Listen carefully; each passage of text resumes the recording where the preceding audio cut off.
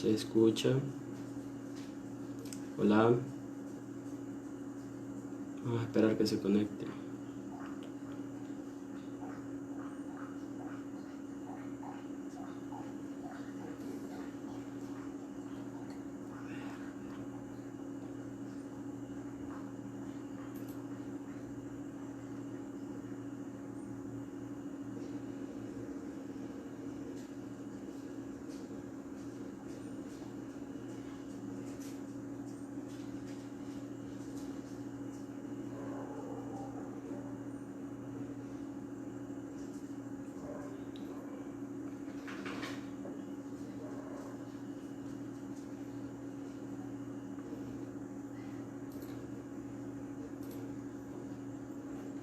Hola.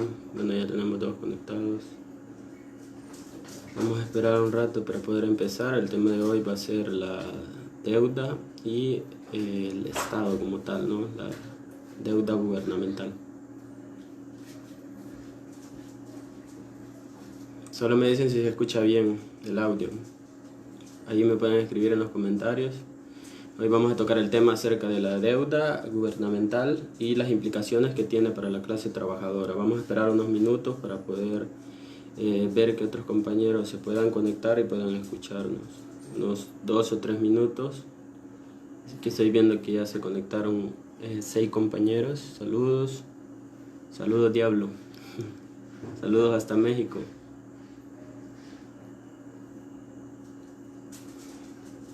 Bueno, me escuchan si se... Bueno, me dicen si se escucha bien, perdón.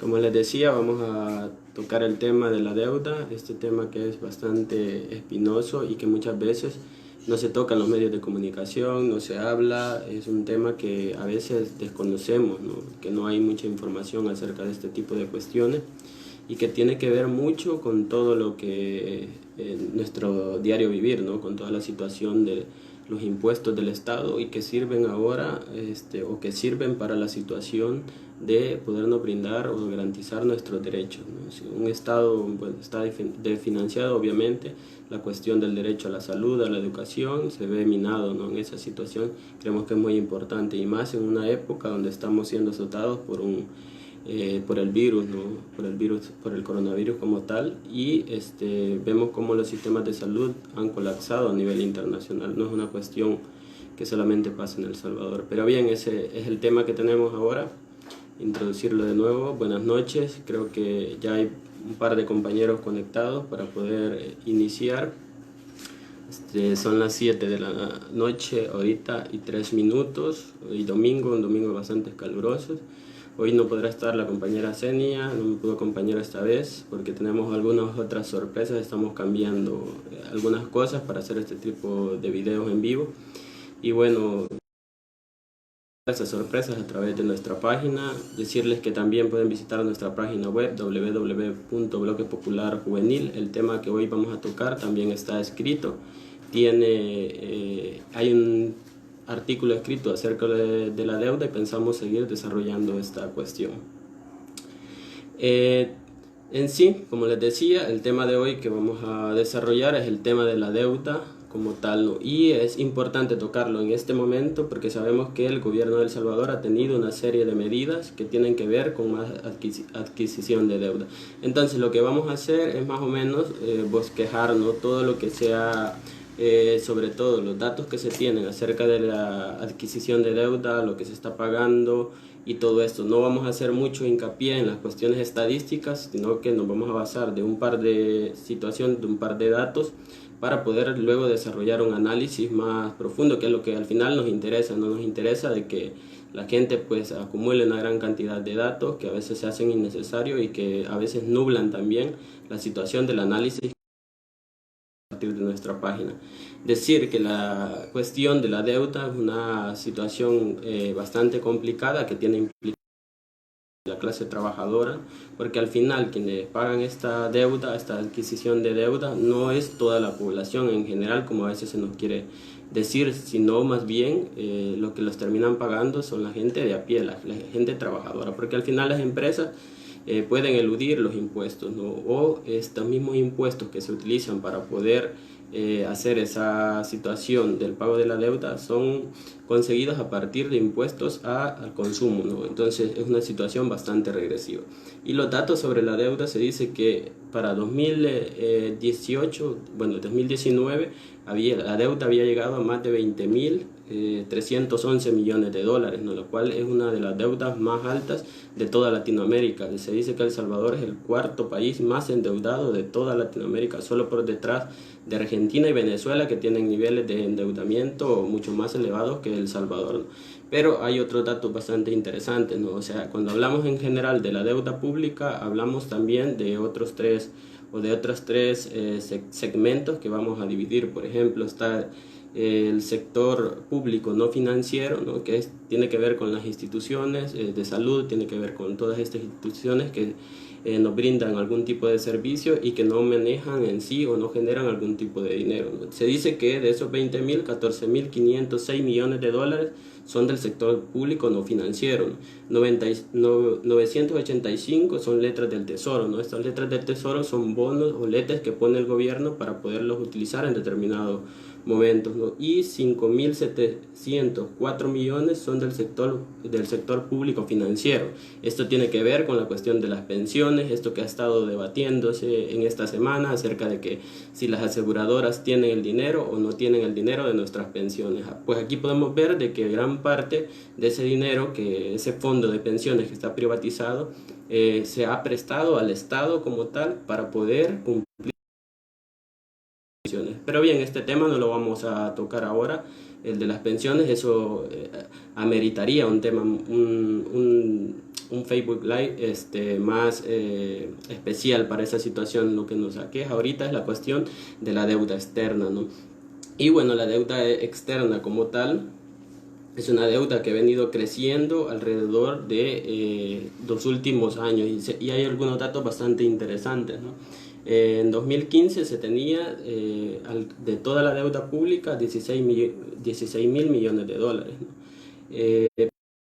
2015 al 2019 se aumentó en 4.000 millones, ahora tenemos 20.000 millones, como ya lo decíamos. Pero lo interesante de esto es que, por ejemplo, del 2003 hasta el 2019, bueno, en 2013 tenía 6.800 millones de dólares en deuda, ¿no? Lo que significa un aumento exponencial, ¿no? Y eso tiene que ver con muchas situaciones. En que los gobiernos se endeudan son los momentos de crisis, ¿no? Y esas crisis pueden estar expresadas, por ejemplo, la cuestión de los huracanes, la cuestión de terremotos, la misma crisis financiera. Hay que recordar que en 2009 también el gobierno de Antonio Saca rescató a la banca con miles de millones de dólares, ¿no? La economía se pudiera salvar y para que no entrara en una crisis mucho más profunda de la que entró.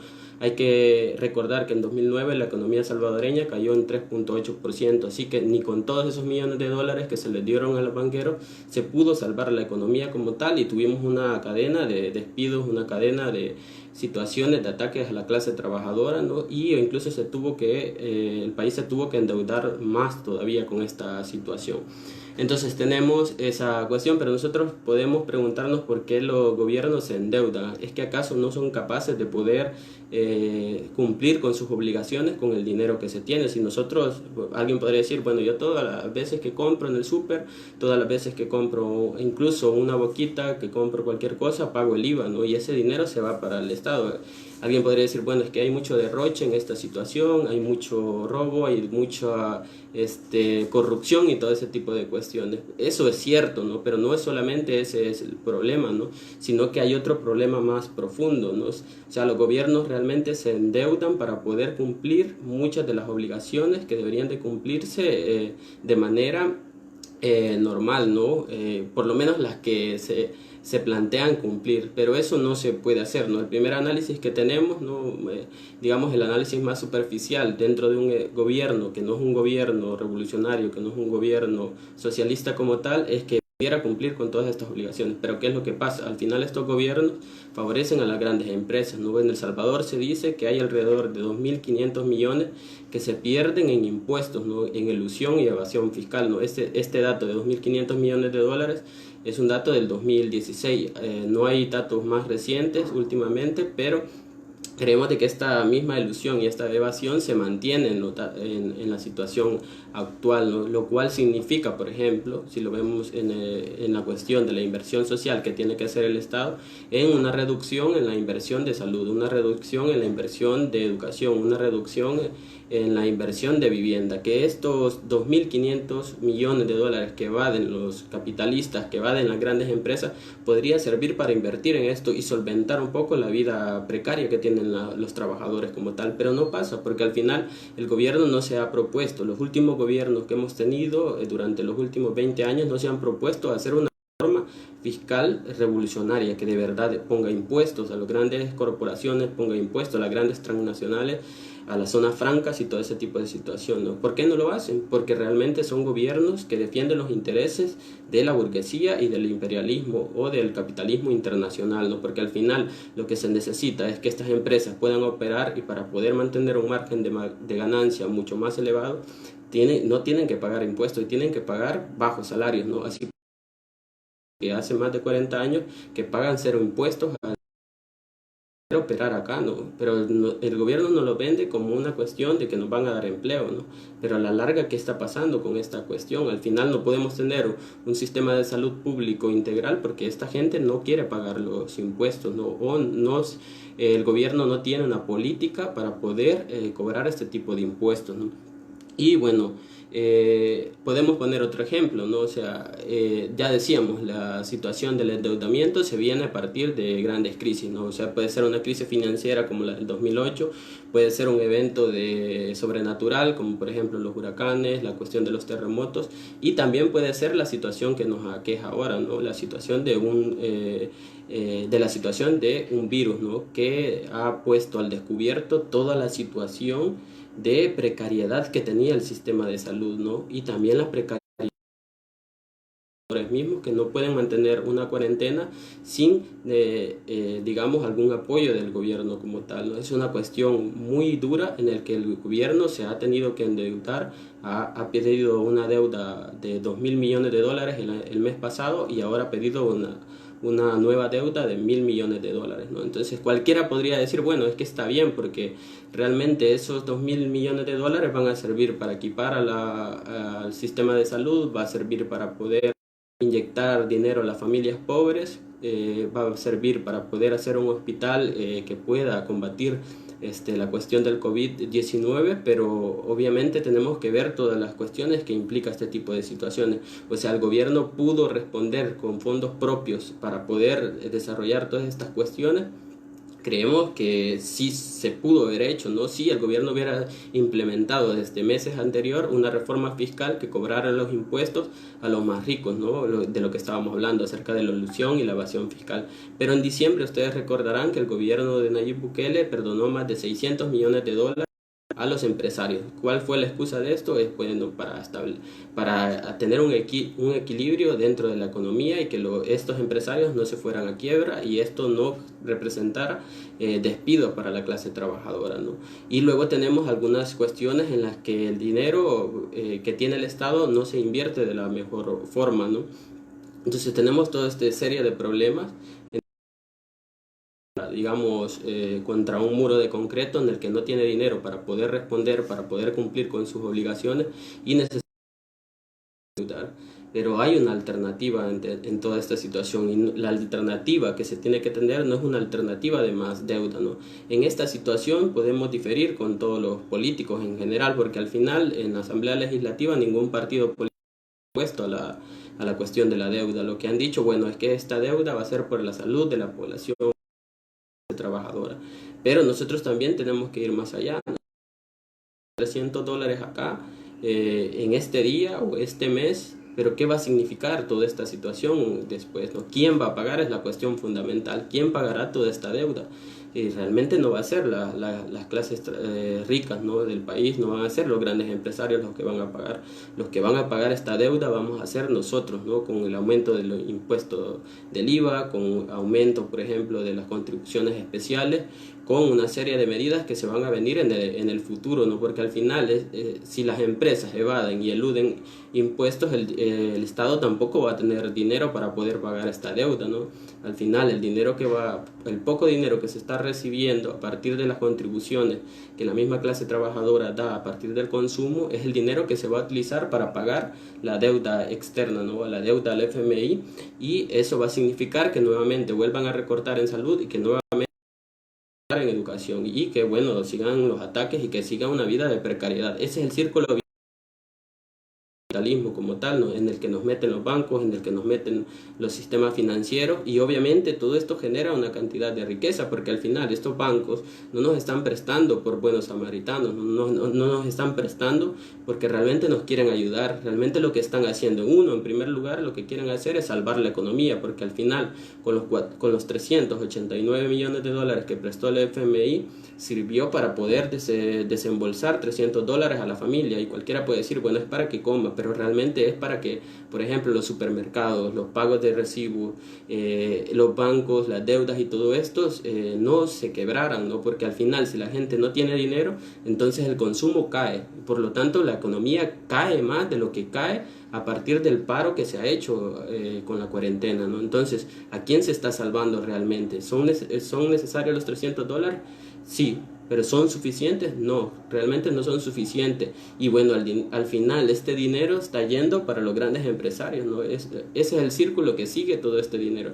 Estamos beneficiando a los capitalistas a partir de que se nos entrega ese bono, y estamos beneficiando a los capitalistas dejándoles también de que no cobren nuestros impuestos. Eso es lo que tenemos que entender, ¿no? Y al final comprender que quienes vamos a pagar esta situación es la clase trabajadora. Y claro que hay alternativas, ¿no?, y las vamos a seguir mencionando. Hay alternativas que el gobierno puede tomar para poder defender los intereses de la clase trabajadora en contra de los intereses de la burguesía, porque mucho se ha dicho acerca de la unidad nacional, y en momentos de crisis siempre se habla de la unidad nacional, siempre nos dicen de que tenemos que estar unidos, que vamos a salir juntos. Nos lo dijeron en el 2001, nos lo dijeron en el 2009, ¿no?, nos lo dijeron en cada uno de los huracanes, ¿no? Pero al final lo que es que realmente somos nosotros los que pagamos los estragos, ¿no? Y son los capitalistas que cada vez se vuelven más ricos, ¿no? Hay que tener en cuenta que aquí hay 160 ultra ricos que controlan más de 21 mil millones de dólares, ¿no? O sea, con toda esa riqueza, ¿qué podría hacer el Estado, ¿no? ¿Qué podría hacer un gobierno que de verdad fuera un gobierno de la clase trabajadora? Pudiéramos invertir en un sistema de salud, en un sistema de educación, podríamos hacer muchas cosas con eso, construir hospitales, escuelas, todo lo que realmente ahora carecemos, ¿no? Pero todo ese dinero ahora está en los bancos, en las cuentas de estas personas, y estas personas están en sus mansiones ahora resguardándose del virus y de la carencia que tiene la clase obrera, ¿no? De la carencia de agua, de la carencia de comida, de la carencia de muchas cuestiones que no tenemos, ¿no? Pero bien, así es la situación, ¿no? Y esto es una cuestión concreta, ¿no? O sea, realmente el gobierno no es que esté protegiendo los intereses de los trabajadores y las familias más pobres. Bueno, teníamos esa cuestión, y luego para acabar la sorpresa, ¿no? Bueno, nos hemos enterado de que se han aprobado 2.000 millones de dólares en el mes pasado, y luego tenemos que ver las implicaciones, o sea, porque esos 2.000 millones de dólares se tienen que adquirir a partir de, en primer lugar, del Fondo Monetario Internacional, el FMI, que ha dicho que, bueno, como buenos samaritanos vamos a entregar este dinero a los países pobres. Pero bueno, van a tener que hacer una serie de medidas, ¿no? Y por otro lado están los bancos interamericanos, el BSI, por ejemplo, aquí en Latinoamérica, que prestan, ¿no? Pero esto, como todo buen prestador, ¿no?, o como todo buen prestamista, te comprometes a una carta, una serie de condiciones que tenés que hacer, ¿no? La semana pasada salió un documento en el que el ministro de Hacienda revelaba cuáles son los requisitos que le ha impuesto, ¿no? La carta de compromisos que se ha establecido entre el FMI y el gobierno de El Salvador. Y una de esas cuestiones es, por ejemplo, la facturación electrónica, que podría decirse de que eso es un paso adelante, porque de esa manera se puede tener algún nivel de control acerca de los impuestos de las grandes empresas y también los demás impuestos. Luego también esto es lo más crudo, ¿no? Que va a llevar a El Salvador a una situación de más pobreza y más ataques a la clase obrera. Un aumento a los impuestos especiales y un aumento al diésel y la gasolina, ¿no? ¿Eso qué quiere decir? Cualquiera podría decir, bueno, es que yo no tengo carro, o bueno, yo no utilizo la gasolina, o sea, que le aumentan eso, pero hay que recordar que en una economía capitalista como tal, todo se mueve a base de gasolina, ¿no? O sea, que le aumentan a la gasolina significa que le van a aumentar la canasta básica, que le van a aumentar a prácticamente a todos los productos, ¿no? Porque todo esto va en cadena, ¿no? Así que esta cuestión es una cuestión bastante seria, ¿no? No se dice estrictamente cuánto se le va a aumentar o qué tipo de impuesto se le va a poner a la gasolina y al diésel, pero obviamente cualquier centavo, por un centavo que le aumenten, eso va a repercutir en los precios de la canasta básica como tal, ¿no? Esa es una de las medidas que han pedido, de las medidas más serias. Y bueno, también está el aumento al IVA, ¿no? Que esto se ha venido discutiendo, no es una propuesta del FMI nueva, se viene discutiendo desde el 2011, 2013 y bueno, algunos gobiernos han hecho alguna presión para que esto no se pueda aprobar, porque no porque no quieran afectar a la clase obrera, porque realmente está una medida impopular, ¿no? O sea, quien aumenta el IVA en este periodo de crisis realmente se la va a tener que ver con una lucha cruenta de la clase trabajadora, ¿no? O sea, a pasar de 15% como lo está pidiendo la FMI es una situación crítica que va a afectar la economía directamente de las familias, ¿no? Y eso pues inminentemente quien se atreva a hacer esa situación tendrá que ver la forma de cómo combatir todas las movilizaciones que se va a tener. Para tomar un ejemplo de esta cuestión del impuesto, por ejemplo, a la gasolina, podemos ver Ecuador en octubre, ¿no? Toda la movilización que tuvo, todo el proceso insurreccional se dio a partir de que se quería imponer un impuesto a la gasolina y que también era un paquete de medidas que venía del FMI a partir de un préstamo. Así que acontecimientos como estos se pueden desarrollar, ¿no? Son acontecimientos que nos dejan grandes lecciones y al final la gente que se movilizó en contra de estas medidas logró una victoria. Así que nosotros también tendríamos que irnos preparando en esta cuestión porque al final nadie va a defender nuestros intereses más que solo nosotros a través de la organización. Eso es lo que tenemos que hacer porque la única forma en que los trabajadores puedan triunfar es a través de la organización y la lucha en las calles, porque ya hemos visto que la Asamblea Legislativa ha votado sin decir ni pío por esta deuda, ¿no? Entonces no hay quien realmente defienda los intereses más que nosotros en la calle, ¿no? Eso es una cuestión fundamental. Y luego eso en cuanto a impuestos son algunas de las medidas que se van a tomar. Y otra de las cuestiones que ha dicho el ministro de Hacienda es reducir la factura salarial, ¿no? Esta cuestión, ¿qué tiene que ver, no? O sea, reducir la factura salarial es todos los trabajadores del sector público se van a ver o se van a ver en una situación complicada en reducciones salariales, ¿no? O por ejemplo las personas que se quieren jubilar ya, ¿no? Que tienen mucho tiempo y quieren jubilarse, que ya cumplieron su tiempo y todo ese tipo de cuestiones van a quedar suspendidas durante un periodo de más o menos 3 años, ¿no? Que es lo que está proponiendo el FMI, ¿no? Tampoco se va a poder contratar a nadie, incluso creo que también ya el año en que entró Nayib Bukele se empezó una cadena de despidos, que hay más de 500 o creo que un poco más la cifra es más grande, ¿no? De despidos que se van a dar dentro de las instituciones. ¿Qué va a significar esto? Porque, por ejemplo, personal de hospitales, ¿no? Personal de instituciones que tienen que ver con la cuestión de la situación, por ejemplo, cualquier institución del Estado va a enfrentar una cadena de despidos, ¿no? Eso con el objetivo de ahorrar el dinero que está gastando el gobierno, ¿no? Y eso para poder tener un margen, un equilibrio, digamos, en el que el gobierno ya mantenga una finanza más estable y de esa manera poder equilibrar y bajar también los intereses que se le van acumulando de la deuda, ¿no? Esa es una de las cuestiones que se ha pedido. Este paquete de medidas empiece a aplicar a partir del 2021, ¿no? O sea que esto va a tener que pasar por la Asamblea Legislativa o bueno, se puede imponer desde el mismo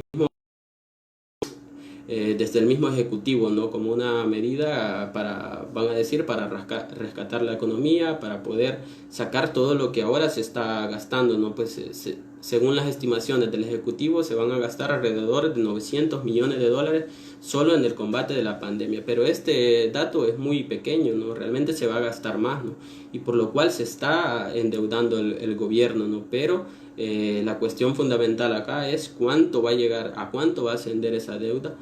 Ahora se tienen 2.000 millones de dólares ya aprobados, que es una cuestión bastante grande, ¿no? Que no, bueno, que aumenta toda la situación de la deuda externa y la deuda pública en el país, y que prácticamente ya muchos organismos internacionales o instituciones internacionales han dicho de que la deuda que tiene Latinoamérica es totalmente impagable.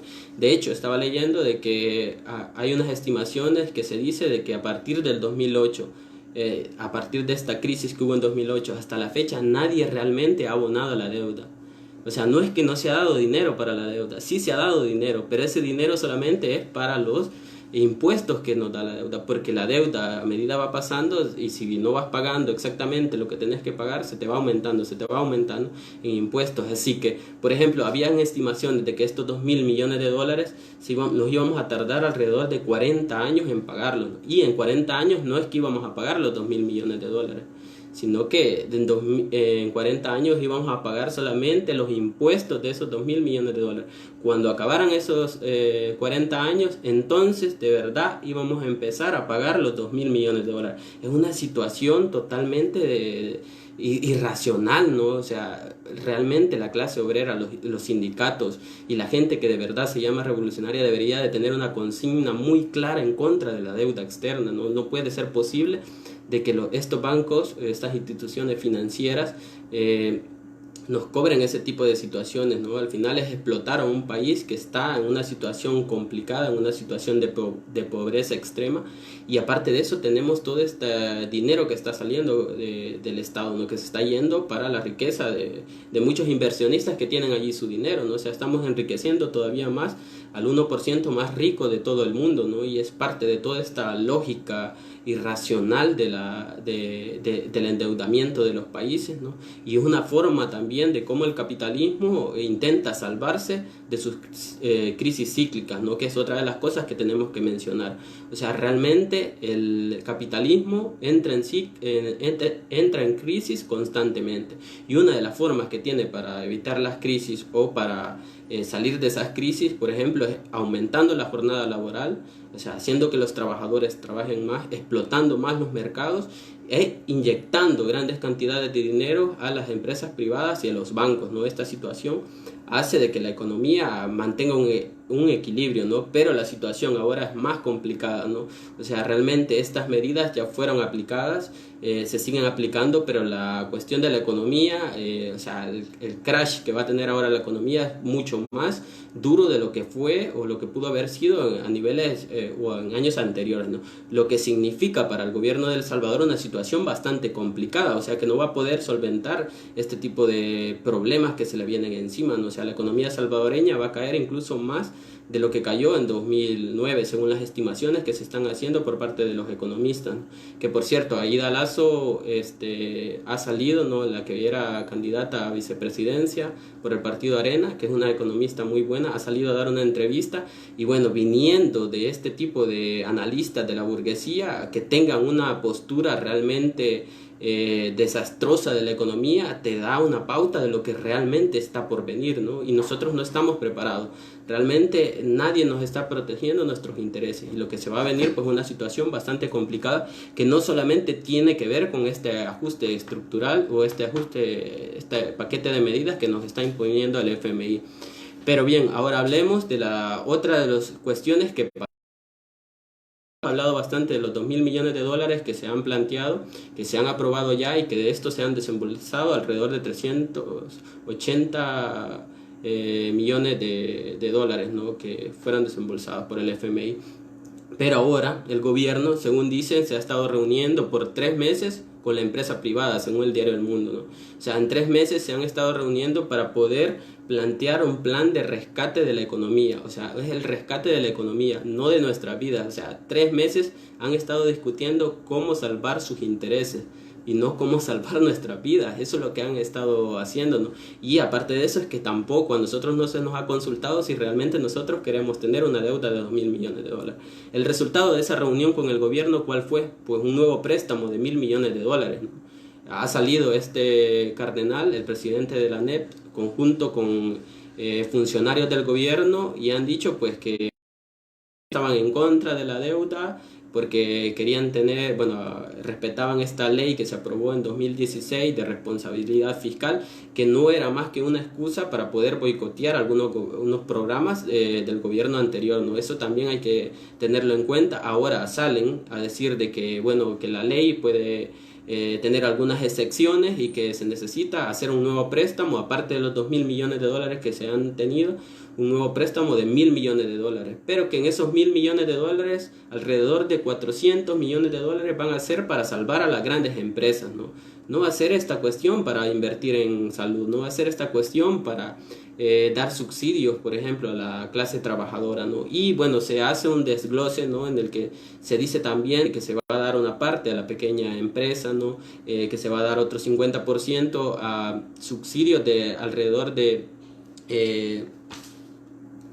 bueno, a 1.7 millones de dólares van a ser para subsidios a las familias como tal, ¿no? O sea que es una cantidad realmente muy pequeña la que se está destinando, y la mayor parte de todo este monto que se va a pedir es para rescatar a la gran empresa. Y bueno, esto realmente tenemos que tener en cuenta que solamente es el inicio.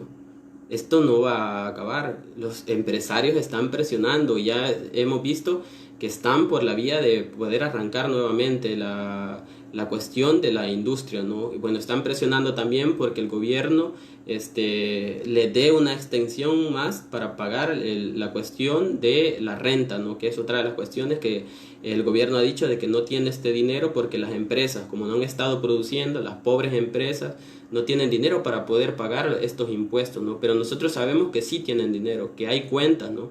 El gobierno debería de ser franco y decir a los empresarios que abran sus cuentas, ¿no? O sea, realmente tienen el dinero. Hay empresarios aquí que están acostados en montañas de dinero, ¿no? Y hay gente que se está muriendo, y este virus no nos está afectando a todos por igual. En ese sentido, creemos que la gran empresa, la burguesía como tal, tiene que asumir su responsabilidad, ¿no? Hay una serie de medidas que se están tomando por parte del gobierno que realmente no deberían de implementarse, ¿no? Y no tengamos miedo de esta situación que nos dicen, bueno, es por tu empleo, ¿no? Es por tu salario. Es que si no rescatamos a las grandes empresas, bueno, la economía se va a quebrar y todos vamos a sufrir una pobreza. Independientemente de eso, siempre vamos a sufrir la pobreza, siempre vamos a sufrir el desempleo, porque lo que se va a venir inmediatamente acabe la cuarentena es una serie de despidos, porque todos los empresarios del Salvador, porque toda la gran empresa lo que va a querer hacer es cobrarse todas las pérdidas que han tenido, las pérdidas entre comillas que han tenido los últimos 2 meses, ¿no? Y ya se están viendo, muchos call centers están amenazando a sus trabajadores, muchas empresas están viendo la forma de cómo se deshacen de sus trabajadores. Eso no se va a detener, eso va a ser imparable, y la única forma en la que se puede detener es a partir de que la clase trabajadora se organice y que exija al gobierno que ningún rescate a la empresa privada, ¿no? Porque eso no funciona, ¿no? O sea, la crisis del 2008 continuó, nosotros seguimos teniendo salarios bajos, ¿no? A pesar de que miles de millones de dólares a los bancos, eso no resolvió nada, no tuvimos mejores condiciones de vida. Es una mentira, ¿no? Si lo que tiene que hacer el gobierno es proteger nuestros intereses y hacer que la empresa privada responda por los salarios de los trabajadores que ahora están en cuarentena, porque esa es otra cuestión que no han dejado claro en la Asamblea Legislativa, ¿no? O sea, se ha dicho de que esta situación de los salarios que han caído a partir de la cuarentena deberían de ser pagados por el Instituto del Seguro Social, lo que significa más deuda para el Estado, pero eso no debería de ser así, porque esta gente está por precaución, no es que estemos enfermos realmente, ¿no? Eso no debería de cubrirse a través del Instituto del Seguro Social. Debe de ser un pago financiado por las grandes empresas que sí tienen dinero, y no tiene que ser el Estado el que asuma este tipo de situación. Es una cuestión que todavía se está discutiendo, pero que la vamos a ver pronto, ¿no? Y no debemos de tolerar que los diputados ni que el gobierno de Nayib Bukele proteja los intereses de los grandes empresarios, porque al final, bueno, nosotros somos la mayoría, pues, y somos los que producimos el país, y por lo tanto tenemos que organizarnos para defender nuestros intereses. Esa es una cuestión fundamental. Bueno, creo que la mayor parte de las cosas que había preparado para poder explicar esta situación de la deuda se han planteado, ¿no? Pero muchos dirán, entonces, ¿qué quieren estos muchachos? Estos muchachos solamente critican, no tienen ninguna solución a nuestros problemas. Bueno, nos dicen que nos organicemos y toda esta situación, pero es difícil luchar en contra del capitalismo, es difícil luchar en contra de las leyes, de los diputados, de los decretos, de lo que plantea Nayib Bukele, de la presión que hacen los empresarios como tal. Pero nosotros creemos que realmente si la clase obrera se arma de un programa complicada en la que está por venir, ¿no? Se arma de un programa concreto que tenga exigencias fundamentales que puedan resolver la crisis del capitalismo, y esto hay que tenerlo claro, ¿no? O sea, realmente lo que se está demostrando ahorita es que el capitalismo este sistema es incapaz de elevar nuestros niveles de vida, ¿no? Al contrario, lo que se ve es una desigualdad mucho más grande, una acumulación de riqueza en un polo que cada vez son menos los grandes ultra ricos de cada uno de los países y más grandes los pobres, ¿no? Solamente un informe de Oxfam que leí ahora en la tarde decía que más de 500 mil millones de personas van a caer en la pobreza extrema en el próximo periodo. O sea, son datos realmente crudos lo que está pasando. Y eso no se diga tampoco de los despidos que se van a dar. Entonces, ¿qué tiene que hacer la clase obrera? La única forma de detener todos estos ataques es buscar la sindicalización, buscar la manera en cómo nos organizamos y buscar los métodos para poder luchar. Y bueno, nosotros también queremos ofrecer algunas medidas que se pueden plantear. Por ejemplo, en esta situación de la pandemia, ¿qué es lo que primero que nosotros sacamos como comunicado, ¿no? Lo que se tiene que hacer ahorita es que ningún empresario puede estar haciendo negocios con nuestra salud. Por lo tanto, lo que debería de hacer el Ejecutivo es nacionalizar completamente todas las clínicas, todos los hospitales, todo lo que tiene que ver con el sistema de salud, para hacer un sistema de salud único para toda la clase obrera de carácter gratuito, ¿no? O sea, ¿qué importa lo que digan los dueños de estas instituciones, ¿no? O de estos hospitales? Y al final, ¿quiénes han mantenido la riqueza de esos hospitales, ¿no? Para empezar, la gente que se enferma y va a pagar ahí. Y segundo, la gente que trabaja allí, ¿no? Y todo esto es la obra y gracia solamente de la clase obrera, ¿no? Porque al final ellos construyeron esos hospitales, ellos mantienen esos hospitales y ellos van también a curarse a esos hospitales. Entonces, ¿por qué no podemos hacer uso de esta capacidad instalada que tiene el país para poder responder a los problemas de salud que nosotros tenemos? Eso en cuanto a esa cuestión. Luego tenemos que todos tienen que ver con una cuestión fundamental, con la gran propiedad privada. Por ejemplo, han habido una serie de denuncias en las que personal de la línea de batalla, que a todo mundo, a todo político le gusta resaltar y decir que los enfermeros, que los doctores, que todas estas personas son unos héroes, pero a la hora de aprobar leyes, a la hora de poder decretar aumentos salariales, o por ejemplo cuando se discutió el escalafón de salud, dijeron de que eso era un despilfarro de los gastos del Estado, ¿no? Que se tenía que parar y que no a todo mundo se le tenía que dar el escalafón. Ahora estamos viendo que necesitamos de este personal de salud y que este personal de salud también tiene que tener todas las cuestiones necesarias para poderse mantener, porque al final, si estas personas se enferman, ¿quiénes nos van a cuidar? O sea, ¿quién? Nadie. Vamos a quedar en una situación bastante complicada. ¿Y qué pasa? Pues que estos mismos médicos, que estos mismos enfermeros han denunciado una y otra vez que no tenían equipo de bioseguridad para poder tratar a los pacientes con COVID. Es una cuestión totalmente cuando tenemos una serie de industrias que se pueden dedicar a esto, ¿no? Ya lo habíamos mencionado en un video, está la empresa esta de termoincogibles, que es una empresa totalmente explotadora. Los que trabajan allí podrán entender los horarios que tienen allí, las formas de explotar a la clase trabajadora.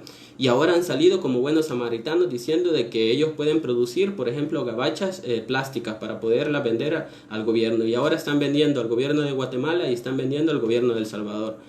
Eso no se puede. O sea, están comercializando nuestros intereses, están comercializando nuestros derechos que deberían de estar que deberían de estar garantizados por el Estado mismo. Entonces, lo que tiene que hacer el Ejecutivo es hacer un estudio de cuántas empresas pueden producir mascarillas, cuántas empresas pueden producir equipos de bioseguridad, cuántas empresas pueden producir incluso ventiladores, que es lo que se necesita, ¿no? Y nacionalizar. Sí, necesitamos que esas empresas sean nacionalizadas y que estén al servicio del pueblo, ¿no? Eso es lo fundamental, bueno, eso es lo que se tiene que hacer. Y este tipo de medidas pueden parecer radicales, pero te parecen más radical, debe de parecer más radicales que la gente esté muriendo solamente porque no tiene cómo protegerse del virus, porque no tuvo una mascarilla, porque no tuvo acceso a una cama hospitalaria, porque no tuvo acceso a un sistema de salud. Eso es radical, eso es una total cuestión irracional que no debería de pasar. O sea, la sociedad tiene la capacidad suficiente para enfrentar este tipo de pandemia. No se hace por los intereses de los grandes capitalistas, y tenemos que implementar este tipo de medidas. Un gobierno que de verdad se diga de que va a defender los intereses de los más pobres debería de impulsarlo, y no debería de importarle qué es lo que puedan decir los mercaderes de la salud, los mercaderes del agua y los mercaderes de todos los que hacen una mercancía de todos nuestros derechos, ¿no? Y luego, con la cuestión, hablando nuevamente de la deuda, nosotros decíamos de que sí se puede tener una financieramente por parte del Estado. Lo que se debería de plantear es una situación de una reforma fiscal progresiva, ¿no? Una reforma que empiece por establecer impuestos a las grandes ganancias, a las grandes corporaciones, que se le cobre impuesto, por ejemplo, a las zonas francas, ¿no? Que eso no se les ha cobrado impuesto durante más de 40 años, ¿no? Que se le cobren más impuestos a todos estos magnates, ¿no? Como los Pomas, como todos esos grandes ricos que tenemos en el país. Y bueno, eso realmente va a chocar en sí. Estas medidas pueden chocar con los intereses de la burguesía como tal, ¿no? Y esto va a significar una lucha muy fuerte, ¿no? Pero bueno, un programa como este creemos nosotros que debería de ser apoyado. Sin embargo, estas medidas realmente no son realmente alcanzables y se pueden hacer, pero lastimosamente no está en la cabeza de ningún funcionario, no está en la cabeza de ningún diputado, no están por esta vía, ¿no? Realmente de seguir manteniendo el capitalismo, de seguir manteniendo las grandes ganancias, ¿no? Entonces lo que tenemos que hacer nosotros, el único sistema y el único programa que puede garantizar la salud de la clase trabajadora, ¿no? Que puede hacerse, por ejemplo, de esta gran industria, que puede hacerse del sistema de salud, que puede hacerse de los recursos que produce la clase trabajadora como tal, es el sistema socialista, ¿no? En ese sentido, lo que tiene que hacer la clase obrera, pues armarse de un programa socialista y empezar a hacer todas estas demandas, ¿no? No solamente las demandas inmediatas, sino que también las demandas que tienen que ver con cuestiones más fundamentales, ¿no? Porque al final, si tú logras que te den un equipo de bioseguridad en los hospitales, eso puede pasar una semana, ¿no? Te lo pueden dar para un mes, pero el otro mes, ¿qué? O sea, te van a reducir, por ejemplo, tu salario, te van a despedir del hospital porque el FMI está presionando para que el Estado tenga una reducción del gasto como tal, y tu salario es un gasto, entonces te van a despedir. ¿Cómo puedes garantizar tus derechos? ¿Cómo puedes garantizar tu trabajo como tal? Pues luchando por un sistema totalmente diferente, donde la economía esté totalmente planificada para que pueda cubrir las necesidades de la sociedad, la necesidad de salud, la necesidad de agua, la necesidad de educación. Todo esto se puede realizar si no tuviéramos 160 ultra ricos que acumulan 21.000 millones de dólares, ¿no? Eso se puede realizar perfectamente, ¿no? Y mucha gente dice, bueno, es que también si empezamos a hacer este tipo de situaciones, vamos a tener una invasión de los gringos, vamos a tener una guerra o vamos a tener todo este tipo de situaciones. Pues no, la verdad que no, al contrario, lo que se tendría en determinado, bueno, en Centroamérica y todo esto, desarrolla todas estas medidas, pues lo que tendríamos es un levantamiento de la clase trabajadora en Honduras, por ejemplo, o en Guatemala, que están sufriendo este tipo de condiciones, o en países donde está peor la situación como Ecuador, ¿no? O sea, realmente la lucha de los trabajadores es inspiradora, y nosotros podemos ver el ejemplo de lo que pasó en los últimos 4 meses del 2019. La lucha empezó en Ecuador, luego se transmitió, fue a Colombia, y fue una cuestión espontánea y una cuestión contagiosa, ¿no? Entonces lo que nosotros tenemos que ver es que nuestros problemas se van a resolver a partir de que nosotros nos organicemos, a partir de que cambiemos este sistema y a partir de que demos una lucha a la grandes ganancias de los capitalistas y tomemos conciencia de que la situación que está no es que vamos a volver a la normalidad, olvídense de la normalidad, el mundo ya no va a ser igual cuando volvamos y acabe la cuarentena, todo va a ser diferente y bueno, aquí lo que hay que buscar es quién paga todos estos platos rotos. Y bueno, creemos que la clase obrera tiene que organizarse para defender sus intereses y para llevar a cabo esta lucha en contra de los intereses de los capitalistas. Bueno, eso es lo que tenía preparado, no sé si hay algunas preguntas. Déjenme leer, creo que solo comentarios. Bueno, entonces hay comentarios nada más, un poco largos. Decir que vamos a estar transmitiendo, vamos a estar analizando a veces cuestiones teóricas, ¿no? Por ejemplo, el papel del Estado, el papel de un partido revolucionario, qué es el socialismo, qué es el marxismo, cuestiones teóricas, ¿no? Que todo obrero que esté interesado en aprender este tipo de situaciones puede contactarnos o puede ver nuestros videos, puede escribirnos a la fanpage. También vamos a desarrollar algunos círculos de discusión que ya son más personalizados. También tenemos no solamente queremos hablar acerca de cuestiones teóricas, sino que vamos a mantener este tipo de debates coyunturales que hemos estado realizando durante el último mes. Esperamos hablar de otros temas. Está la cuestión del sistema de pensiones, que es una cuestión bastante crítica. Quizás ese sea el próximo tema que vamos a tratar, hay que estar pendiente de eso. Y bueno, hacer la invitación a visitar nuestra página web bloquepopularjuvenil.org. Y bueno, a todos los compañeros y compañeras que nos han escuchado esta noche, hacerles la invitación que también no solamente somos analistas, no solamente somos gente que nos sentamos frente a un teléfono celular a hablar y hablar y hablar, sino que luchamos por defender los intereses de la clase trabajadora. Nos asumimos como hijos de trabajadores, como trabajadores como tal, para luchar en contra de este sistema capitalista que ahora, hoy por hoy, se está llevando a miles de vidas inocentes, ¿no? Así que todo aquel que quiera organizarse con nosotros puede escribir un mensaje y nosotros le explicamos cuáles son los requisitos para poder hacer una militancia activa y no solamente un activismo. Así que no olviden sintonizarnos el próximo domingo y llegamos hasta aquí. Gracias por escucharnos, por vernos.